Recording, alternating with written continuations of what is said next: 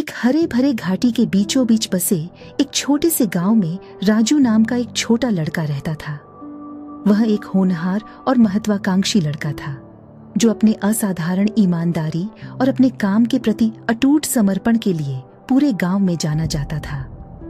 हर सुबह राजू सूरज उगने से पहले उठ जाता था। अपना दिन शुरू करने के लिए उत्सुक रहता था। वह घर के कामों में अपनी माँ की मदद करके शुरू करता था, ये सुनिश्चित करते हुए कि सब कुछ साफ सुथरा और व्यवस्थित हो। जैसे जैसे दिन ढलता राजू थका हुआ लेकिन संतुष्ट घर लौटता। फिर वह अपने और अपने परिवार के लिए बेहतर जीवन बनाने के लिए खुद से पढ़ाई करने में घंटों बिताता। उस एक दिन राजू के पिता ने उसे अपने पास बुलाया और कहा, राजू मेरे बेटे, अब तुम बड़े हो गए हो। अब समय आ गया है कि तुम कमाना शुरू करो और अपने परिवार का भरण पोषण करो। राजू ने उत्सुक आंखों से अपने पिता की ओर देखा और पूछा, पिताजी मैं क्या कर सकता हूँ?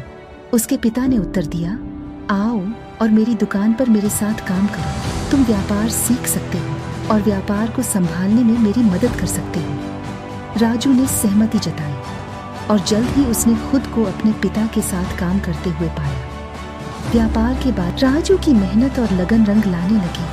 दुकान फलने फूलने लगी और पूरे गांव से लोग उनसे सामान खरीदने आने लगे। एक दिन पास के शहर से एक अमीर व्यापारी दुकान पर आया। वह राजू की ईमानदारी और काम करने की नैतिकता से प्रभावित हुआ और उसे अपने खुद के व्यवसाय में हिस्सा देने की पेशकश की। राजू इस प्रस्ताव से हैरान रह गया लेकिन विनम्रता से मना कर दिया और कहा, धन्यवाद सर, लेकिन मैं अपने पिता के साथ काम करना चाहता हूँ।